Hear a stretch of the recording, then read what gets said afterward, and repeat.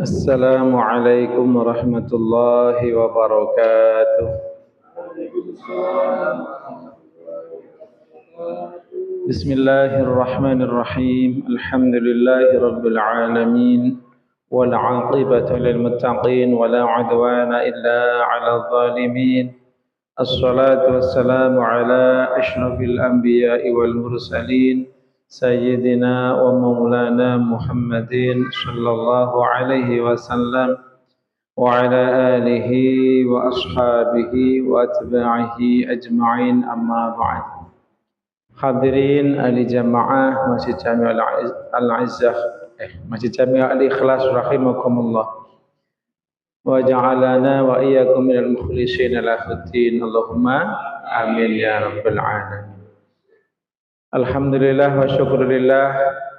Puji serta syukur mari bersama-sama kita panjatkan kehadirat Allah Subhanahu wa taala dengan selalu meyakini bahwa segala karunia yang sampai kepada kita berbagai nikmatan adalah murni dari Allah Subhanahu wa taala. Dan juga kita merasa senang masih diberi kesempatan bisa hidup melaksanakan ibadah di tempat yang mulia ini, diberi panjang umur, sehat wal afiah. Mudah-mudahan Allah senantiasa menjaga kesehatan dan afiat kita. Allahumma amin ya rabbal alamin. Salawat, salam dan barokah tentu mari kita doakan semoga Allah Subhanahu wa taala senantiasa curahkan dan sampaikan kepada kekasih kita Nabi besar Muhammad sallallahu alaihi wasallam beserta keluarga, para sahabat serta seluruh pengikutnya ila yaumil qiyamah. Mudah-mudahan kita semua pun Allah takdirkan dan Allah tetapkan menjadi bagian dari umat Nabi sallallahu alaihi wasallam yang selalu patuh istiqamah mencintai taat kepada beliau. Allahumma amin ya rabbal alamin. Bapak-bapak yang saya hormati, Allah Subhanahu wa taala sudah memberikan kita waktu yang panjang. Sudah memberikan kita kesempatan yang begitu banyak. Sudah berapa subuh yang kita alami, sudah berapa nafas yang kita hirup, sudah berapa nikmat yang kita syukuri. Maka kenikmatan yang hadir kepada kita mestinya mengantarkan kita kepada mengingat, mengagungkan dan bersyukur kepada Sang Pemberi nikmat. Maka kita selalu berniat dalam ibadah kita, kita ingin lebih dekat dengan Allah. Kita ingin lebih mengenal Allah. Maka di antara ajaran guru-guru kita diajarkan nawaitu zikran, contohnya taqarruban ilallah. Nawaitu qiraatal Qur'ani taqarruban ilallah. Nawaitu ini dan itu. Maka maksud dari ajaran ini adalah kita diajarkan untuk selalu niat agar ibadah kita bukan hanya jasadiyah tapi juga qalbiyah. Ya, maka perlu diketahui bahwa manusia pada awalnya memang diperintahkan untuk beribadah kepada Allah. Maka diajarkan niat kita adalah ta'abbudiyah, penghambaan diri kepada Allah. Ya, jadi kalau kita sholat, kenapa Anda sholat? Karena saya beribadah mengabdi kepada Allah. Namanya abdi, seorang hamba ketika beribadah kepada Allah, maka niatnya ia menghambakan diri. Di antara tujuannya agar mendapatkan karunia, mendapatkan kalau untuk yang istilahnya perbudakan, mendapatkan kebebasan atau kenikmatan supaya tidak disiksa. Jadi niat pertama ta'abbud, niat ibadah. Maka malaikat pun sama niatnya. Nah, maka ulama kita berupaya untuk menaikkan derajat niat kita, bukan hanya nawaitu ta'abbudan ilallah. Saya niat beribadah pada Allah. Tapi ibadah kita niatkan adalah nawaitu, contohnya zikran taqarruban ilallah. Ada ta'abbud, ada taqarrub. Apa? Taqarrub.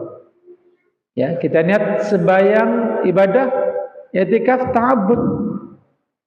Tapi ditingkatkan menjadi waqtarib wasjud, waqtarib sujud itu ibadah, waqtarib itu cita-cita kita, usaha kita, sengaja mendekatkan diri kepada Allah. Mendekat untuk apa? Untuk lebih mengenal Allah. Ya.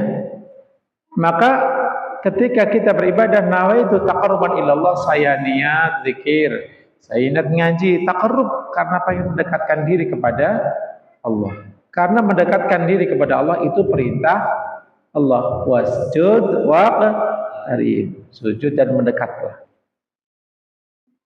Berarti orang ini pengen dekat dengan Allah Subhanahu wa taala, dekat dengan keridhaan Allah.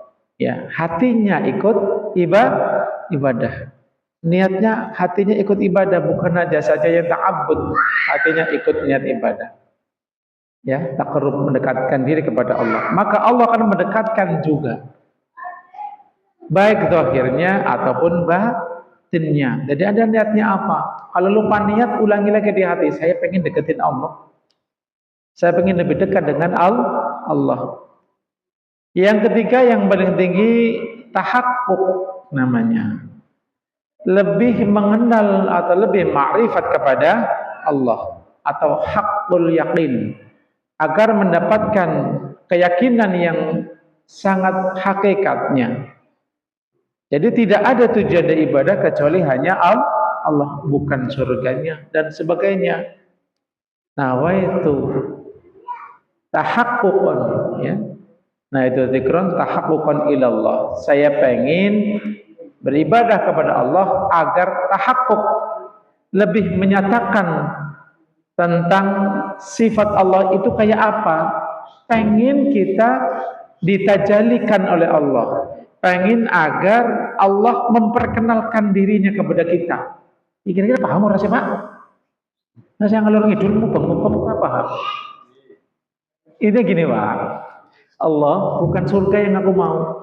Saya pengen engkau sendiri yang memperkenalkan sifat agungmu kepadaku, agar aku menyembahmu benar-benar karenamu, bukan karena tujuan selainmu. Kita paham, Pak? Ya, kalau untuk tingkatan seperti ini kayaknya orang udah nggak punya nafsu, Pak, ya. Ya, minimal kita niat menghambakan diri kepada Allah, niat mendekatkan diri kepada Allah. Ya. Contoh niat zakat, ya, saya niat zakat taqarruban ilallah, disingkat lillahi ta'ala. Ya, karena Allah, pengen dekat dengan Allah. Kenapa pengen dekat dengan Allah? Karena supaya mengenal tentang sifat rahmannya, sifat dermawannya Allah kepada kita. Bahwa rizki itu semua kepunyaan Allah dan Allah titipkan kepada kita. Iya, paham? Nah, Allah titipkan kepada kita agar sifat bakhil kita hilang. Kalau sifat bakhilnya hilang, hati bersih, gampang dekat dengan Allah. Kita maksudnya. Kalau sudah dekat, ya kenalan maksudnya. Kan begitu prosesnya, Pak. Anda mendengar ada cewek cantik di sana nih. Kejar, udah ada janur kuning melengkung apa belum? Oh, belum, aman. Deketin nggak kira-kira, Pak? Anda pengen tipe-tipe seperti itu. Deketin nggak kira-kira? Ya deketin lah. Abangnya, orang tuanya, tetangganya, tanyain dulu. Siapa dia? Mengenal, Anda pengen mengenal dia. Dia deketin nggak? Butuh pengorbanan nggak? Deketin. Setelah dekat ketemu, mengenal dia, ya, kita pengen dikenal oleh dia. Paham? Itu gambarannya kalau kita menuju Allah. Kita pengen Allah yang melihat kita dengan nadrar rahmah, dengan pandangan penuh kasih sayang. Kita dosa, Allah ampuni. Kita khilaf, Allah maafkan. Ya, kita beramal sedikit, Allah lipat gandakan. Senang nggak kalau begitu? Gitu. Kita pengen dia memperkenalkan, oh emas yang kemarin nyariin saya ya. Iya neng, udah kenalan, namanya siapa? Wahai hambaku, kamu siapa? Apa yang kita jawab? Ya Rob, engkaulah Tuhanku, aku hambamu. Aku butuh dekatmu. Aku pengen mengenalmu. Agar apa? Agar kita punya keyakinan yang lebih baik, lebih sempurna, agar mencapai namanya nafsul kamilah. Jiwa yang sempurna. Udah paham Pak ya? Jadi ori tujuannya Allah Subhanahu wa taala. Kalau belum mampu, mulai tahap awal dulu. Tahap selain Allah adalah hamba. Jadi kita sholat karena sebagai hamba Allah. Jangan merasa terpaksa, Pak. Ya. Wong diminta bangun tahajud jam 3 rasa terpaksa banget, jangan. Karena Allah sedang pengen kita menyembah Dia. Jadi yang punya beser atau suka bangun jam 3 kesempatan, Pak. Ya, wudhu, ntar sholat udah. Nah, itu kesempatan cara Allah memanggil kita, Pak. Jadi kalau Allah sudah mulai tajalli, sudah mulai menampakkan sifat agungnya kepada kita, kita akan terpanggil, Pak. Maka bagi kita salah satu kuncinya, kalau hati kita pengen istighfar, cepat-cepat istighfar. Kalau hati kita pengen berdoa, cepat-cepat berdoa, jangan ditunda. Ini paham, Pak? Kalau hati kita pengen baca Al-Quran, cepat-cepat ikutin baca Al-Quran. Nabi menyampaikan bahwa Allah Subhanahu wa taala menyampaikan kepada Nabi agar disampaikan kepada kita, man ruziqa du'a lam yuhram minal ijabah. Kalau orang diberi rezeki oleh Allah pengen doa, jadi Nabi menyampaikan man ruziqa, orang siapa diberi anugerah untuk pengen doa, orang yang berdoa sesungguhnya sudah diberi rezeki oleh Allah. Jadi kalau pengen doa, berarti dapat rezeki sudah. Rezeki apa? Bisa menghambakan diri kepada Allah lewat jalan berdoa. Ya, begitu pula amalan yang lain. Karena orang yang diberi anugerah pengen berdoa, berarti lam yuhram, orang itu tidak akan dihalangi untuk mendapatkan apa yang dia doakan. Ya paham, Pak? Ilham di hati kita, kayak ada suara, beristighfar. Udah istighfar aja. Itu panggilan dari Allah. Karena manusia tidak ada yang sepi dari itu, Pak. Ada yang buruk, ngapain ngaji? Ada. Ada yang cakep, ngaji, sayang. Umur kita berbarokah. Pasti ada bisikannya. Karena manusia punya sifat pertama, ammarah. Ya. Manusia secara umum kalau tidak terdidik dengan agama, nafsunya ammarah. Mengajak kepada keburukan. Bahkan kadang bangga sudah berbuat dosa. Kalau nggak ngancurin musuh kita rasanya itu nggak puas. Begitu udah hancur kita puas, itu nafsu ammarah. Padahal yang menghukum siapa yang berhak? Allah Subhanahu. Maka kita perlu minta kepada Allah nafsu yang kedua, namanya lawamah, mampu mencaci maki, merendahkan diri sendiri meskipun Anda rajin ngaji, Pak. Penting.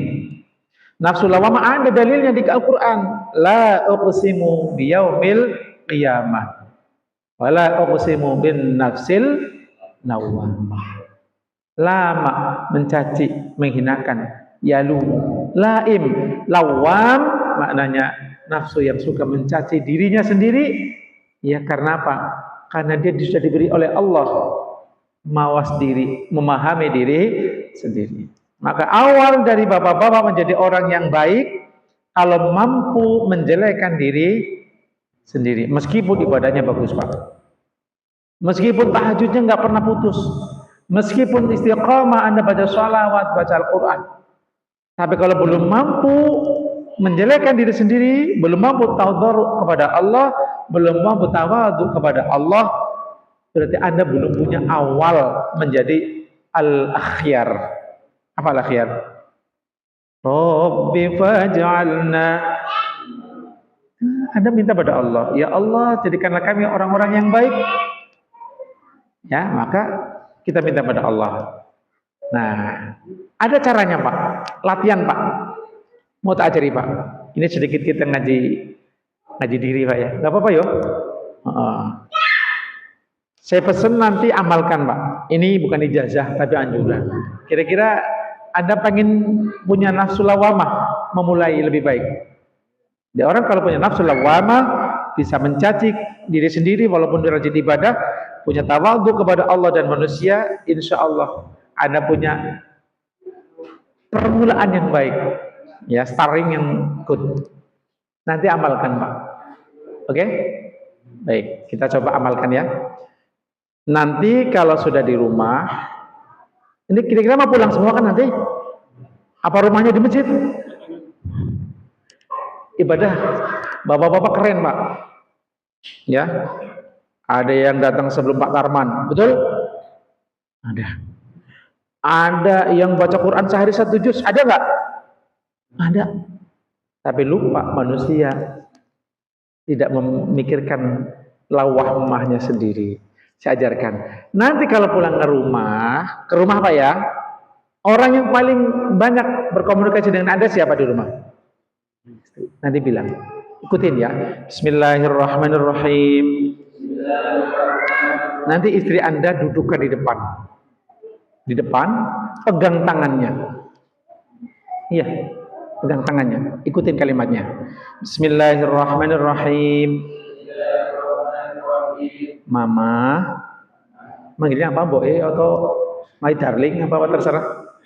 Ibu, mau terserah. Bener saya ngajarin nggak salah, bener ini ada salah. Praktekkan supaya kita punya nafsu. Nah, jangan amarah, jangan amarah meru, ya. Kita ada koreksi diri. Ulang ya. Bismillahirrahmanirrahim. Ayo. Ikhlas ya, tangannya pegang dua-duanya. Kalau tangannya dua, kan satu-satu. Ibu, coba. Bapak minta tutup. Kalau Anda minta maaf, Anda bikin salah lagi, minta maaf. Bukan itu nafsu lawamah. Bukan. Ada yang orang sudah bangga, aku udah istighfar banyak. Ya. Aku udah minta maaf sama ini, udah hampura-hampuraan lebaran kemarin. Belum. Ikutin makanya. Jangan berbuat bid'ah ya. Oke, coba ya. Ya kita praktek, kita ngaji khusus. Biar apa? Tujuan kita hadir ke sini pengen memperbaiki diri. Ini belum pernah loh di mana-mana loh. Asik bener ini, belum pernah. Tapi ini mempraktekkan ajaran tadi malam. Kita ngaji bareng-bareng maulid. Kita coba ya. Tangannya begini. Anggap aja megang tangan istri dua-duanya. Ya. Bismillahirrahmanirrahim. Ini Bapak aneh banget, ada apa sih Pak? Udah praktekin aja. Insya Allah manfaat. Ya. Ini jangan dikira baginda Nabi mengerjakan ini loh. Jangan dikira. Nabi sering melakukan ini. Ya. Bismillahirrahmanirrahim. Istriku, aku minta tolong omelin saya, caci maki saya, koreksi saya, keburukan saya, sebutkan. Siap? Coba lagi. Istriku, aku minta caci maki saya, keburukan saya, ceritakan. Nanti coba praktekkan Pak. Selama ini apa? Ibu belum masak. Repotnya kayak apa? Lagi meteng perutnya. Kasihan nggak? Selama ini kita hanya memikirkan hak kita. Bahkan mungkin bukan hak, cuma keinginan ngopi. Marah ya istrinya nggak bikin. Tumben bu nggak bikin kopi. Nanti praktekkan sekali. Ya, nanti ada temukan diri di hati.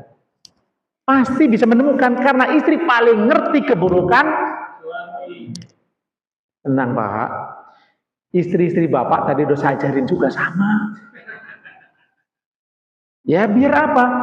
Biar semuanya bisa masuk ke dalam surga sampai tingkatan nafsul mutmainnah. Fadkhuli fi ibadi wadkhuli jannati. Tapi jangan bilang diajarin sama Ustadz ya. Nggak usah, praktekin aja.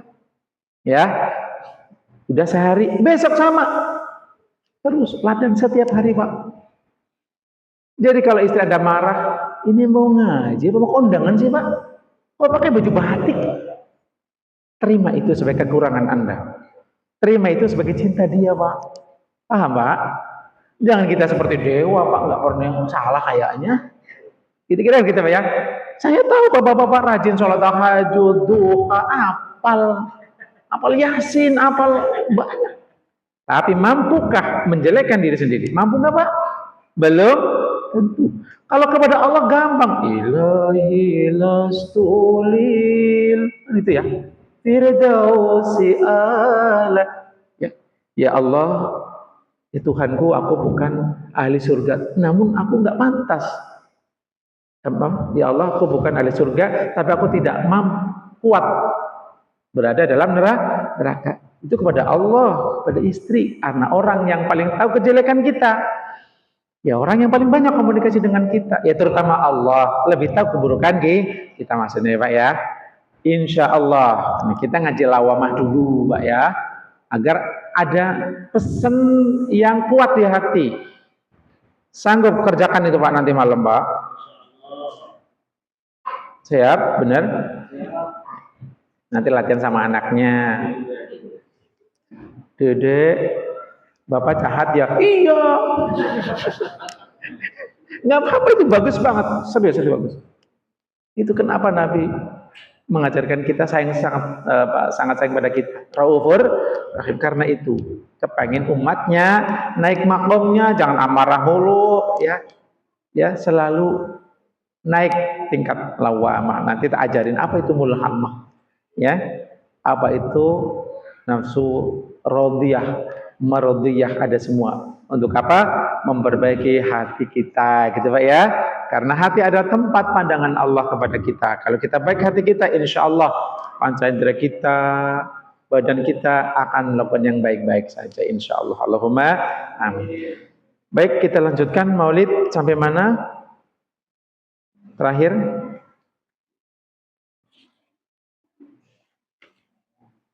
Ya, bagi yang ada catatan sampai mana? Oh, berarti ruya anin Nabi sudah belum? Sallallahu alaihi wasallam anqal kuntu nuron. Sudah belum? Ini kalau saya paling senang ditanya begini, diem semuanya. Saya tahu maksudnya, pengen diulangi lagi kan? Iya. Ya wes lah. Mau diulangi apa diteruskan? Ulangi lagi. Yo, sekarang baru ini. Jujur pengen diulangi apa enggak nih kisah ini? Apa mau lanjut? Hah? Oh manut, ya wes. Baik, kita lanjutkan ya. Di teks asli tidak ada lafaz Allahu Rabbuna, tapi nggak apa-apa kita terjemahkan ya. Allahu Rabbuna. Kita mengenal Allah yang pertama, Allah adalah yang menciptakan kita, Pak. Ya. Allahu Rabbuna. Rabb artinya pencipta. Agar kita sadar dengan kita mengucapkan Allah, supaya tertanam di hati kita, benar-benar istiqamah, kuat di hati bahwa Allah adalah Rabb kita. Sembahan kita, Allah Rabbuna, Tuhan yang menciptakan kita. Jadi kita sebelum melanjutkan aktivitas, memulai dengan asma Allah dulu. Ya, ini setara dengan Bismillahirrahmanirrahim sebelum membaca qasidah. Allahu hasbuna. Kemudian kita mengenal Allah hasbuna, mencukupi kita.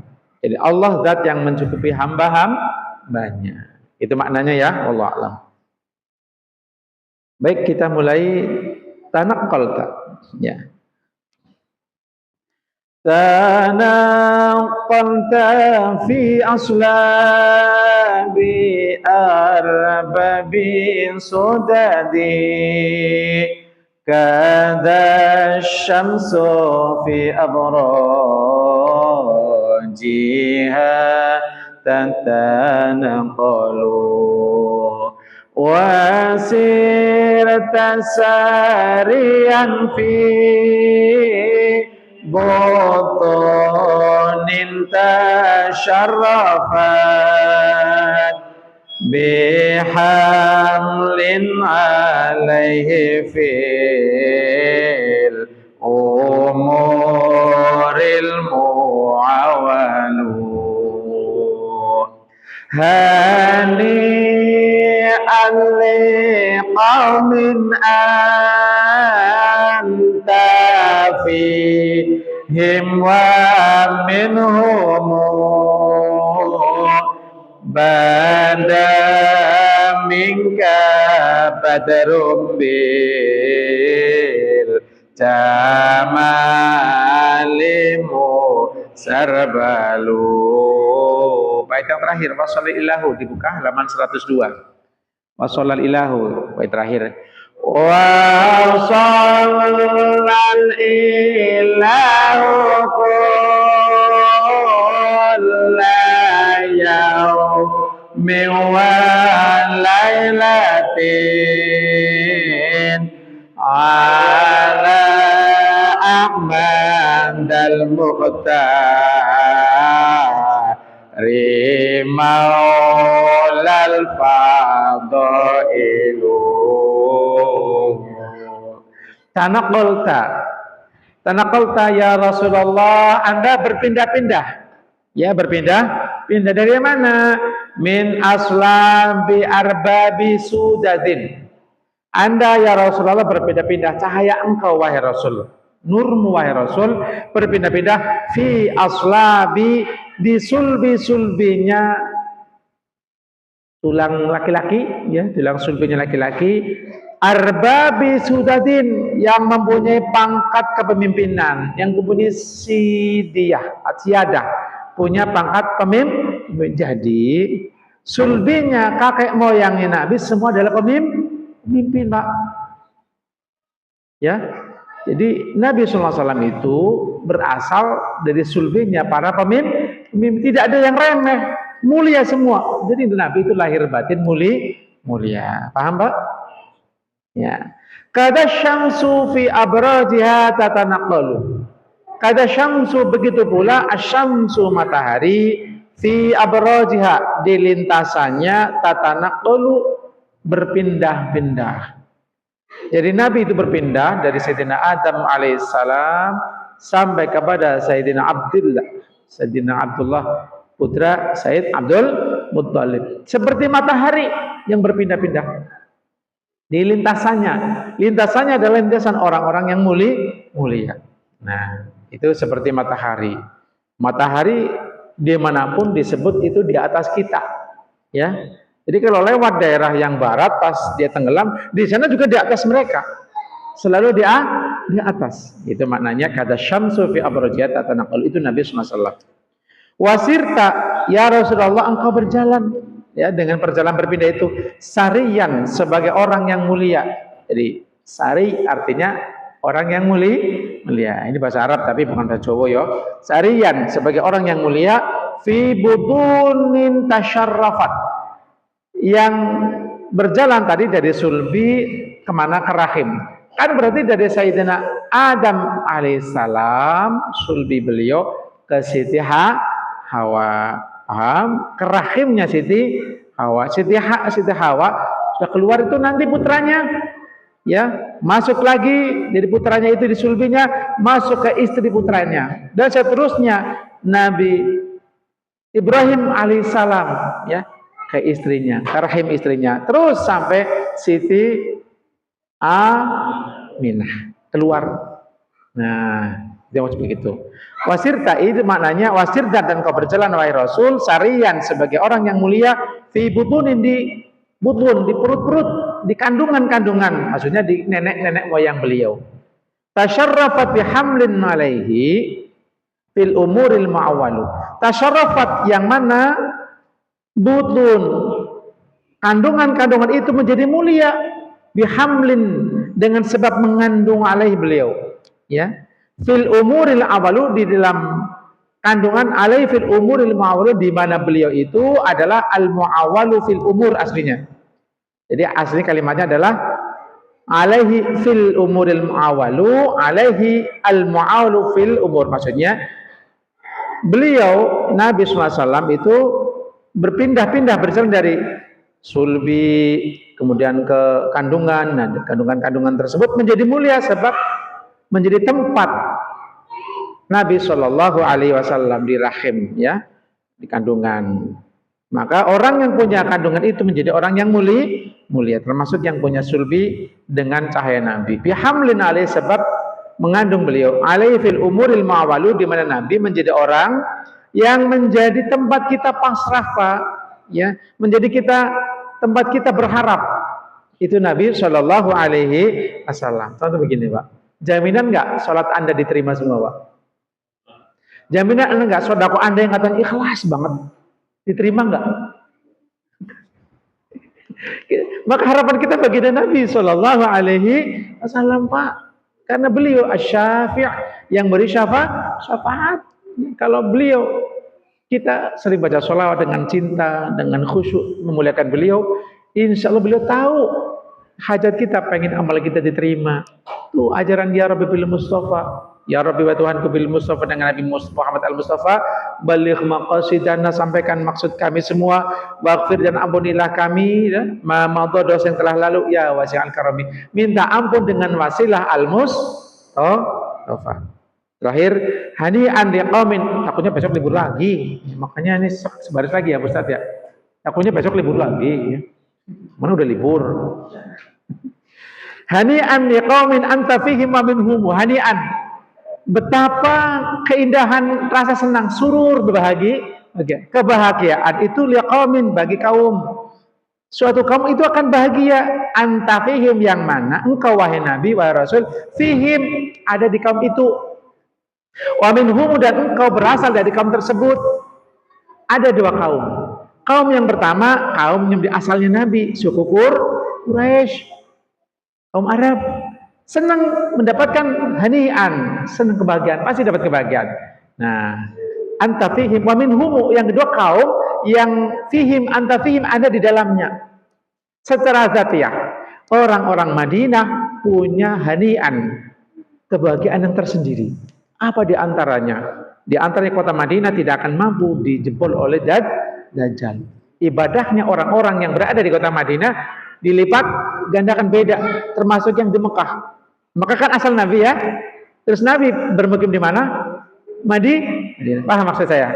Nah, jadi termasuk bukan hanya zatiah Nabi, ajaran cinta Nabi. Kalau masjid ini penuh dengan memuliakan Nabi, mengajarkan syariat Nabi, membahas akhlak Nabi, kemuliaan Nabi, maka di situ pula ada hani'an, kita akan senang, akan bahagia dunia akhirat insyaallah. Allahumma amin. Begitu maksudnya. Jadi Nabi di hati kita, Pak, nggak lepas. Bangun tidur ku ingat Nabi, mau kerja ku ingat istri, ingat Nabi, jangan lupa sholawat. Bada minka badrum bil jamali musarbalu. Bada minka, bada tampak jelas minka dari engkau wahai Nabi, badrun, bulan purnama, bil jamali, aslinya adalah bada minka badrun musarbalu bil jamali. Ya, kalimatnya dibolak-balik, maksudnya sama. Tampak dengan jelas minka darimu wahai Nabi, badrun, bulan purnama, musarbalu, yang dihiasi bil jamali, dengan keindahan. Nabi itu indah, terhias dengan keindahan, seperti bulan purnama ya, yang penuh keindahan ya. Sebagai, kalau bulan purnama itu digunakan oleh kita biasanya manusia ini sebagai simbol keindahan. Ini wajahnya cantik bagai bulan purnama, habis pakai bedak sih banyak banget. Laki-laki ganteng kayak bulan purnama, habis kena apa namanya kompon ya, jadi ganteng ya, bagi bulan purnama. Nabi anta syamsun anta badrun ya, tola'al badru, berarti simbol keindahan. Demikian yang bisa Al-Faqih sampaikan, mudah-mudahan manfaat. Allahumma amin ya rabbal alamin. Wallahul muwaffiq ila aqwamit thariq. Wassalamualaikum warahmatullahi wabarakatuh.